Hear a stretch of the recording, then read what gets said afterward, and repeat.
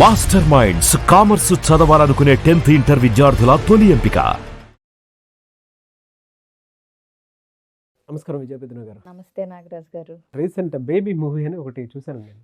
అందులో హీరో ఒక పాయింట్లో మీలాంటి వాళ్ళు లైఫ్లో ఎంటర్ అవుతుంటే దేవుడు ఎందుకు సిగ్నల్ ఇవ్వడు అని చెప్పేసి హీరోయిన్కి క్వశ్చన్ చేసి అడుగుతుంటాడు అనమాట. అంటే అన్నిటికీ ఒక సైన్ ఉంటుంది, బట్ దీనికి ఎందుకు దేవుడు ఎందుకు సిగ్నల్ ఇవ్వడు అని చెప్పేసి పెయిన్ తోటి చెప్తుంటాడు. ఓకే, అంటే అది ఎందుకు గుర్తొచ్చింది, దాన్ని బేస్ చేసుకొని ఒక పాయింట్ అడగాలని అనిపించింది నాకు. మీరైతే అడగండి, కాకపోతే నేనైతే సినిమా చూడలేదు. వైఫ్ అండ్ హస్బెండ్ రిలేషన్షిప్లో భార్య వల్ల తెలియకుండానే కొన్ని డ్యామేజెస్ జరుగుతున్నాయి, ఎక్కడో రిలేషన్ దెబ్బతినే అవకాశం ఉంటుందనేటువంటి సైన్స్ మనకి ఏ విధంగా తెలుస్తుంది? ఆ సంకేతాలు ఎలా తెలుస్తాయి మనకి? సినిమా చూడాల్సిన అవసరం లేదు దీనికి. మీరు అడిగిన క్వశ్చన్కి అయితే జనరల్గా భార్యలు అంటే కావాలని రిలేషన్షిప్ డ్యామేజ్ చేసుకోవాలని చేయరు.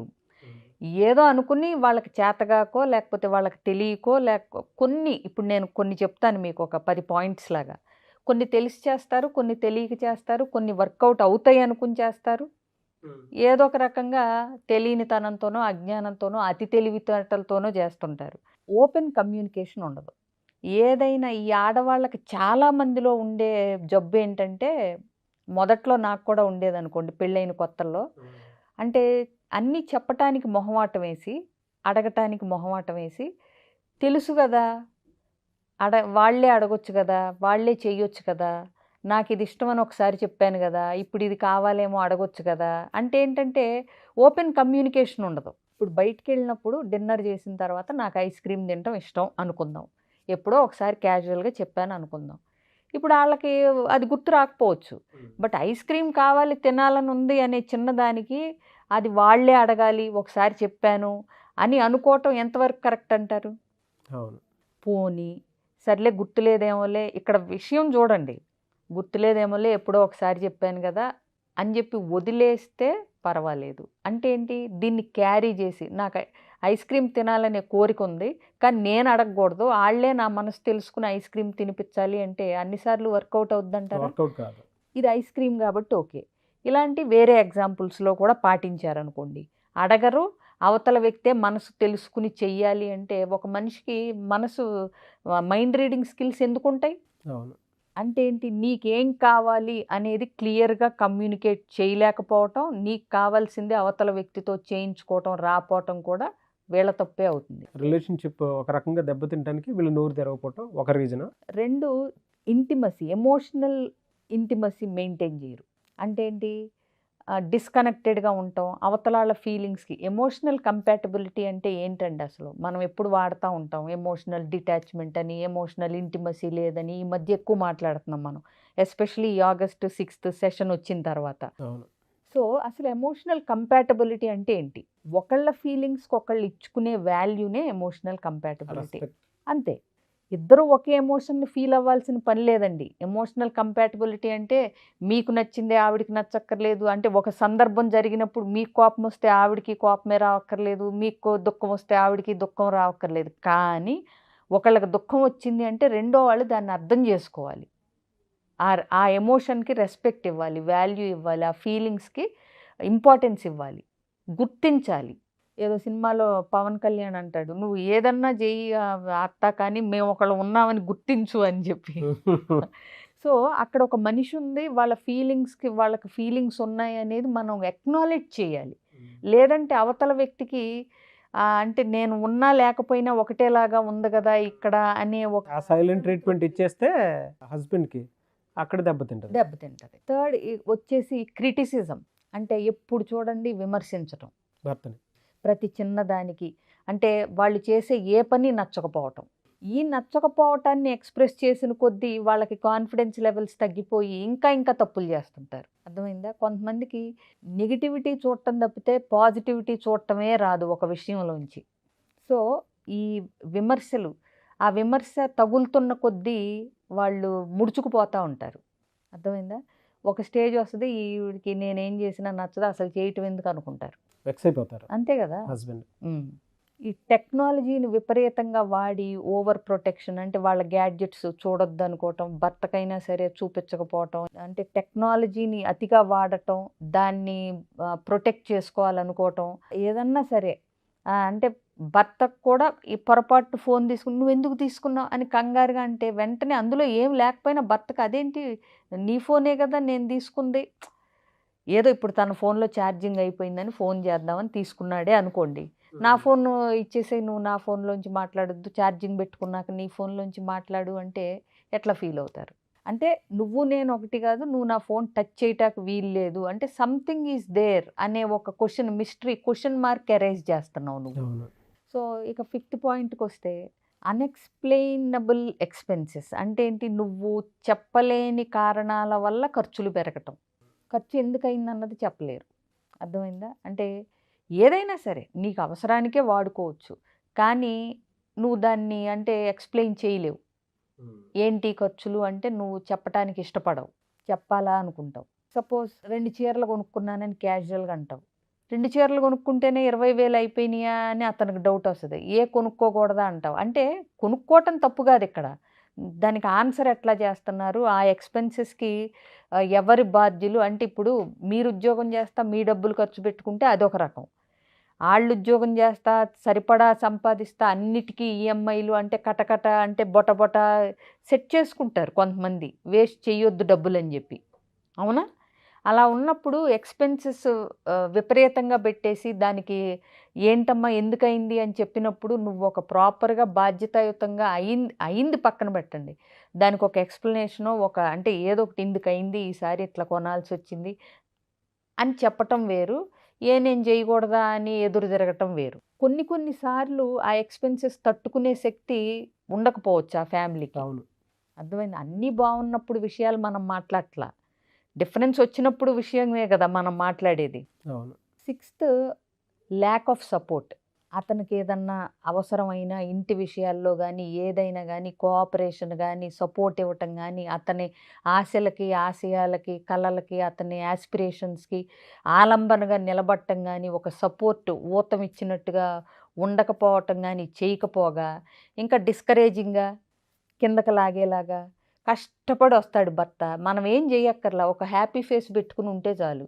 ఈ శ్రోమంట ఇందాక అనుకున్న సైలెంట్ ట్రీట్మెంట్లు ఇవన్నీ ఇస్తే వాడికి జీవితం మీదే ఉత్సాహం పోద్ది, ఎవరి కోసం నేను ఈ చేసేదంతా అనిపిస్తుంది. అంటే వీళ్ళు పొద్దున్నుంచి సాయంత్రం వరకు ఇంట్లో ఉండదు కాక మళ్ళీ సపోర్ట్ ఇవ్వకుండా ఇమోషనల్ బ్లాక్మెయిల్స్ కానివ్వండి విమర్శ కానివ్వండి వెంటనే చేసేస్తారు.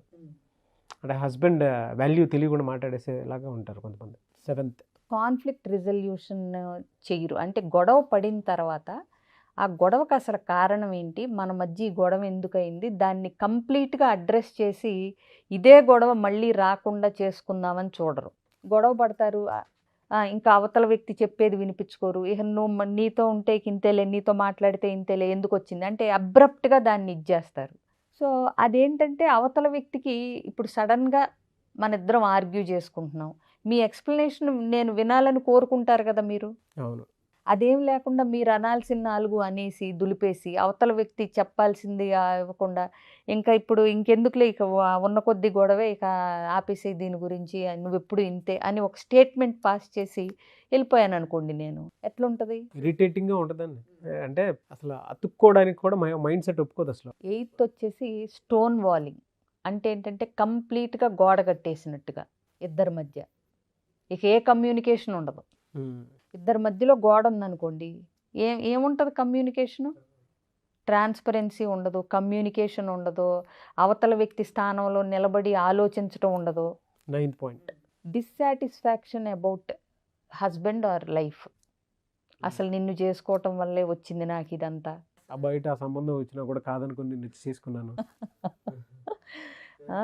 సరే అసలు పోనీ అది అనేవాళ్ళు ఉంటారనుకోండి, అసలు ఏదైనా నీ వల్లే నా లైఫ్ బాగోలేదు అని అంటే ఒక భార్య ఆ భర్తకి ఎట్లా ఉంటుంది, మొత్తం జీవితంలో అంటే ఓడిపోయినట్టుగా, ఇంకా అసలు కాన్ఫిడెన్స్ లెవెల్స్ అన్నీ తగ్గిపోయి బయట కూడా సరిగ్గా ఉండలేడు. అవును. ఆఫీస్ పనుల్లో కానీ వేటిలో కెరీర్లో కూడా సరిగ్గా ఎదగలేడు, ఇంట్లో హ్యాపీగా లేని వ్యక్తి. ట్రూ. ఆ డిస్సాటిస్ఫాక్షన్ని రోజు ఎక్స్ప్రెస్ చేస్తారు.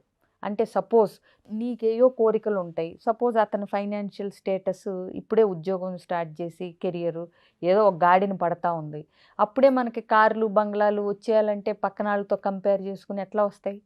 అది అర్థం చేసుకోకుండా నువ్వు ఇంకా సంపాదించట్లేదు, ఇంకా కారు కొనట్లేదు, అందరికీ కారు ఉంది, మనకే బైక్ ఉంది, పిల్లలు అదే అంటున్నారు. పిల్లల మీద చెప్పి కూడా చెప్తారు కొంతమంది. పిల్లలు ఇంకా మనకు కారు లేదేంటమ్మా అని అడుగుతున్నారు. అంటే కారు కావాల్సింది పిల్లలకు కాదు, ఈవిడికే. ఆ పిల్లలు పక్కన వాళ్ళకి కారు ఉంది, మనకెందుకు లేదని అడుగుతున్నారు. ఈ టైప్లో చెప్పి ఆ భర్తల దుంప దించేస్తూ ఉంటారు. సో భర్తకి ప్రెషర్ పెరిగిపోతూ ఉంటుంది, మనశ్శాంతి ఉండదు, నిద్ర పట్టదు. ఇవన్నీ అన్నాక రాత్రి ఎలా నిద్రపడద్దండి? 10th ఫిజికల్ ఇంటిమసీ దూరం పెట్టేస్తారు. దూరం పెట్టేయటం ఒక రకం, దూరం అయిపోతూ ఉంటారు తెలియకుండా ఒక రకం, లాస్ ఆఫ్ ఇంట్రెస్ట్ కూడా అయిపోతూ ఉంటాడు భార్య భర్త ఇద్దరు. ఇన్ని చేసిన ఆవిడికి ఫిజికల్ ఇంటిమసీ మీద ఇంట్రెస్ట్ ఏమి ఉంటుందండి? నీది వేరు నాది వేరు అన్నట్టు ప్రతి వస్తువు నువ్వు నాది పట్టుకోకూడదు అంటాము, సపోర్ట్ లేకపోవటం, కమ్యూనికేషన్ లేకపోవటం, ఎమోషనల్ డిస్కనెక్షన్. ఇన్నున్న వాళ్ళకి, ఇన్ని చేసే వాళ్ళకి ఫిజికల్ ఇంటిమసీ ఎట్లా వస్తుంది అసలు? ఎప్పుడైనా గుర్తుపెట్టుకోండి, ఫిజికల్ ఇంటిమసీ అందంగా ఉండే వాళ్ళ అన్యోన్యంగా ఉన్నప్పుడే వస్తుంది, లేదంటే మొక్కుబడి కింద అయిపోద్ది. సో ఇవన్నీ ఒక ఎత్తు అయితే, నేను ఇంకా ఎక్స్ట్రా మ్యారిటల్ అఫైర్ అనే టాపిక్ అసలు తేటం లేదు. అది అసలు కంప్లీట్లీ డిఫరెంట్. అవి లేకుండా కూడా ఇట్లా తెలియకుండా కూడా డ్యామేజ్ చేసుకుంటూ ఉంటారు. ఇదంటే ఇక అసలు పెద్ద విషయం అనుకోండి, ఇది అసలు కంప్లీట్లీ డిఫరెంట్. ఏమీ పక్క చూపులు చూడకుండానే తెలివిగా, అతి తెలివిగా చేస్తున్నాం అనుకుని చేసే తప్పులు ఇవి.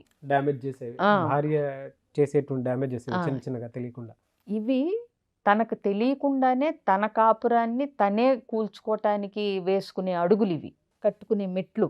ఎక్స్ట్రా మ్యారిటల్ అఫైర్ అనేది కంప్లీట్ సోషల్ డిజార్డర్ కింద తీసుకోవచ్చులేండి. అది అసలు కంప్లీట్ డిఫరెంట్ టాపిక్. ఇదేంటంటే ఆ ఉద్దేశాలు లేకుండా కూడా కాపురాన్ని ఎలా నరకం చేసుకోవచ్చు అన్నదానికి 10 స్టెప్స్ బాగా ఉపయోగపడతాయి. బట్ ఇంత డీటెయిలింగ్గా నాకు తెలిసి ఎవరు చెప్పుంటారు. Thank you. ఎప్పుడంటే online class August 6th make up for each other. చాలా మంచి విషయాలు, కొత్త విషయాలు తెలుసుకోవచ్చు ఎవరైనా సరే, ఏ ఏజ్ వాళ్ళైనా సరే, పెళ్ళి కావాల్సిన వాళ్ళైనా సరే రావటంలో తప్పు లేదు. డీటెయిల్స్ అన్నీ, అడ్రస్ కావాలంటే లొకేషను ఇలాంటివి, ఇవన్నీ స్క్రీన్ మీద కనిపిస్తున్న నెంబర్కి కాంటాక్ట్ చేస్తే వాళ్ళు అన్ని డీటెయిల్స్ ఇచ్చేస్తారు. థ్యాంక్ యూ అన్న, thank you so much and wish all the best Vijaya Peddana garu. Thanks అండి. చూసారు కదండి వీడియో. ఈ వీడియోపై మీ అభిప్రాయం కమెంట్ బాక్స్లో పోస్ట్ చేయండి. అండ్ మేకప్ ఈచ్ అదర్ చాలా మంచి ప్రోగ్రామ్. August 6th మీరు లాక్ చేసుకోవాలనుకుంటే డేట్ లాక్ చేసుకొని, అండ్ వీడియో చూసిన వెంటనే ఆ క్లాస్లో ఏముంటుంది ఏంటి అని అంటే, మీ జీవితం మీరు మిమ్మల్ని బ్యూటిఫుల్గా తీర్చిదిద్దుకోవాలి అనుకుంటే ప్రతిదానికి ఒక టూల్స్ అండ్ టెక్నిక్స్ ఉంటాయి. అది ఎలా ఉంటుంది అని అంటే, ఒక రిలేషన్షిప్ నిలబడడానికి మనకు తెలియకుండా పెద్దవాళ్ళు ఇన్వాల్వ్ అయ్యి మనల్ని ఏ విధంగా కూర్చోబెట్టి మీ జీవితాన్ని ఇలా అడాప్ట్ చేసుకుంటే బాగుంటుందని ఎవరైతే చెప్తూ ఉంటారో అటువంటి పెద్దవాళ్ళే మీతో పాటు కలిసి ఆ ప్రోగ్రాంలో హోల్ డే ట్రావెల్ అవుతారు. విజయ పెద్దన గారు ఏ విధంగా ఉండాలి, అండ్ దాంపత్యంలో వచ్చేటువంటి చిన్న చిన్న పొరపాట్లని ఏ విధంగా సరి చేసుకోవాలి, ఒక్కొక్కరికి వైఫ్ అండ్ హస్బెండ్లో అనుమానాలు ఎక్కువ ఉంటాయి, దాన్ని ఎలా క్లియర్ చేసుకోవాలి, అండ్ ఫినాన్షియల్ విషయాల్లో ఎలా క్లియర్ చేసుకోవాలి, లైఫ్ని ఎలా బ్యూటిఫుల్గా పెట్టుకోవాలి అనేటువంటి దానికి. అండ్ కొంతమందిలో వైఫ్ అండ్ హస్బెండ్ ఒకే ఇంట్లో ఉంటారు కానీ కలవరు. సో దాన్ని కూడా ఎలా బ్రేక్ చేయాలి అనేటువంటి దానికే ఈ ప్రోగ్రామ్ హైదరాబాద్లో మాస్టర్ అడ్వైస్ బిల్డింగ్లోనే ఉంటుంది. అది కూడా 6th ఉంటుంది. మీరు ఎవరైనా ఎన్రోల్ చేసుకోవాలి అనుకుంటే వెంటనే స్క్రీన్ మీద కనిపిస్తున్న నెంబర్కి కాల్ ఆర్ మెసేజ్ వాట్సాప్ చేసి ఎన్రోల్ చేసుకోవచ్చు. లేదు అంటే మిస్టర్ నాగ్ అఫీషియల్ 1 నా ఇన్స్టాగ్రామ్ ఐడి ఉంది, దానికి మీరు పర్సనల్ మెసేజ్ పెట్టినా కూడా ఖచ్చితంగా విజయ పెద్దన గారి టీమ్కి నేను ఫార్వర్డ్ చేస్తాను. సో ఎన్రోల్ చేసుకోవాలి అనుకున్నటువంటి వాళ్ళు వెంటనే ఎన్రోల్ చేసుకోండి. అండ్ ఈ వీడియో లైక్ చేయండి, షేర్ మాత్రం తప్పకుండా చేయండి. ఇలాంటి మరిన్ని వీడియోస్ కోసం మా ఛానల్ ఫాలో అవ్వండి. Thank you.